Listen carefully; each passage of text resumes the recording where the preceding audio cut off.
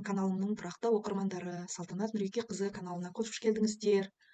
Мен бірнеше уақыттан кейін каналымды қайтадан қолыма алдым. Бүгін қазақ тілі пәнінен дайындаған слайдымды көрсетпекпін.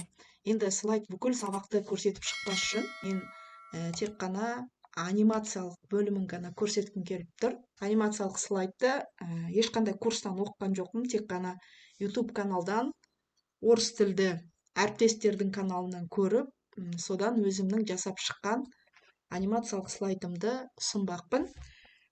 3-ші тоқсанның соңында қазақ тіліден ауыз әдебиеті деген тақырыпты бітірдік. Сол кезде біздің жобамыз ауыз әдебиеті асыл қазына деген соңғы нәтиже сабақ бар, білесіздер, қайталау сабақ.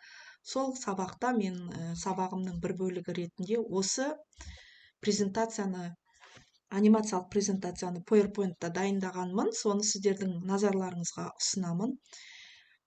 Және бұдан басқа да бірнеше слайдтар өз бетіммен оқып үйреніп жатырмын. Оны да болашақта салатын боламын. Яғни мен ешқандай курс оқыған жоқпын, тағы да айтамын.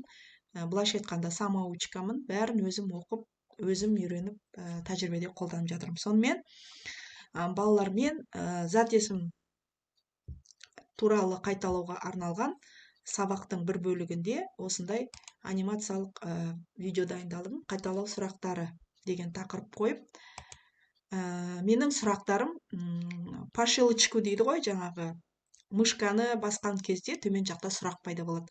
Зат есімнің сұрақтары қандай?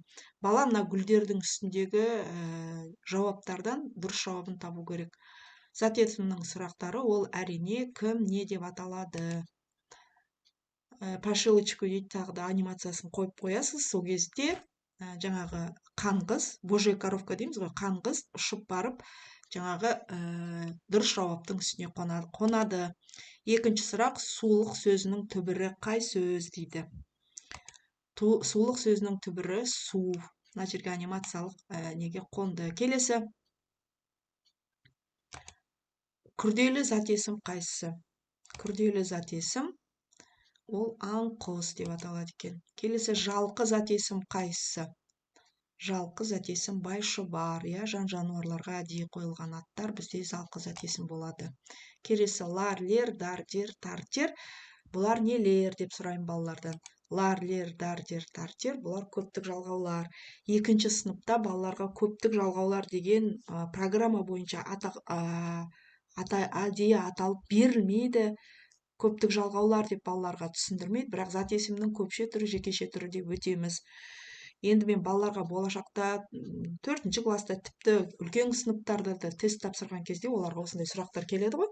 Көптік жалғаулар қайсы деп. Өз қазақ тілінде 4 түрлі жалғаулар бар екенін айтып, 2-ші сыныпта соны бісміллә қосымшаны жұрнақты өсіп жатқан кезде мен балаларға түсіндіріп тастаймын. Балалар, лар, лер, дар, дер, тар, тер деген зат есімнің көптік жалғаулары деп аталады деп балаларға уже сабақ кезінде осыны түсіндіріп қоямын. Ал кітапта бұндай лар, лер, дар, дер, тар, тер деген олар көптік жалғаулар деген материал берілмеген, ондай түсінік балаларға берілмеген. Мен балаларға осылай бере беремін. Келесі сұрағымыз ш қосымшаның қай түріне жатады? Ш ол жұрнақ болады. Мысалы, әнші, тағы да қандай?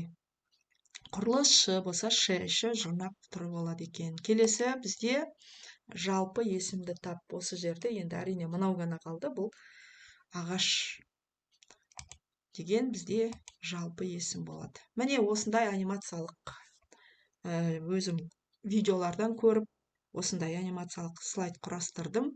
PowerPoint-тың осындай мүмкіндігі бар. Добавить анимации деген бөлімінен құрастырылады екен. Егер менің осы видеом ұнаса, лайк басып қолдап отырыңыздар. Мен сіздерге болашақта тағы да осындай слайдтарымды бөлісіп тұратын боламын.